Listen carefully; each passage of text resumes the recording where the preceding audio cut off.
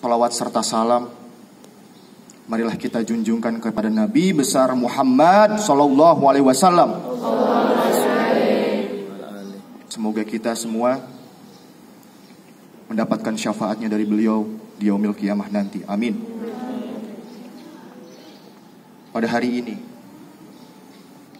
10 November 2020 kita memperingati sebuah hari pahlawan. Jauh sebelum itu negara Indonesia masih terjajah 3,5 abad. Dimulai dari 1662 Belanda menyerang Indonesia.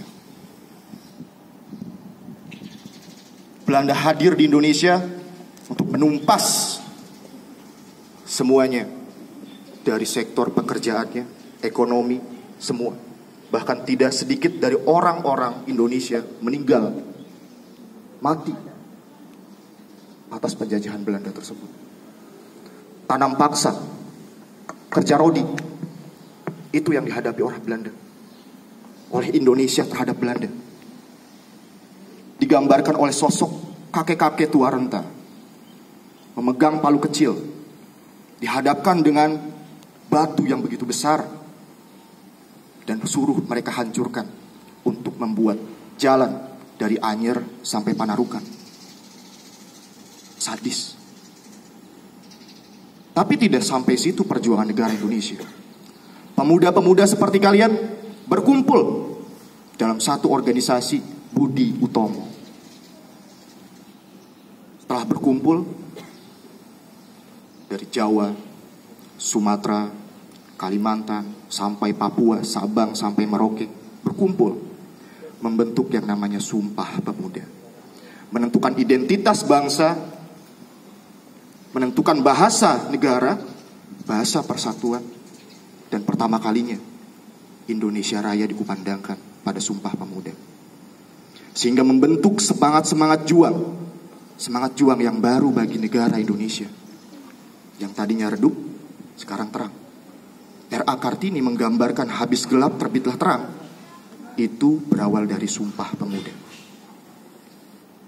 Dari Sumpah Pemuda kita telah merdeka 17 Agustus 1945. Kemerdekaan itu kita tidak dapatkan dengan semudah yang kalian bayangkan.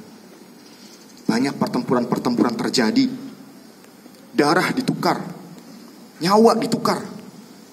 Digambarkan dari sosok keluarga. Seorang suami izin terhadap istrinya, Pak, Bu, saya berangkat membela negara. Nak, saya berangkat membela negara. Lantas mereka menunggu di rumah. Anak kecilnya bertanya kepada ibunya, Bapak mana? Sudah 1 bulan ini kok tidak pulang? Ibu, Bapak mana? Sudah 6 bulan ini kok tidak pulang? Bapaknya sudah berdarah. Darahnya sudah mengucur ke tanah, menyatu dengan tanah, atas perjuangan bangsa Indonesia. Tidak hanya itu, 10 November 1945 terjadi. Diawali dari 19 September 45. Di Hotel Yamato ada keanehan terjadi. Soekarno memerintahkan kepada seluruh bangsa Indonesia dari Sabang sampai Merauke, kibarkan sang merah putih, lantunkan Indonesia Raya. Negara Indonesia menurut itu semua. Tapi ada keanehan di Hotel Yamato.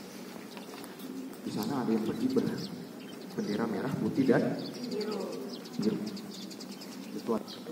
Bukan untuk mengangkat senjata, tapi untuk menjadi seorang pahlawan pendidikan. Di mana kalian mempunyai cita-cita, mempunyai tujuan hidup, tunjukkan keberhasilan cita-cita dan tujuan hidup kalian. Jadilah warga negara Indonesia yang benar, yang baik, atau menjadi to be a good citizenship. Itulah yang kita harapkan. Sekarang kita bukan lagi dijajah, oleh orang-orang yang sedang bersenjata. Tapi kita sedang dijajah dengan yang namanya budaya-budaya luar, ideologi bangsa lain, bahasa-bahasa luar negeri. Kita sedang dijajah oleh itu.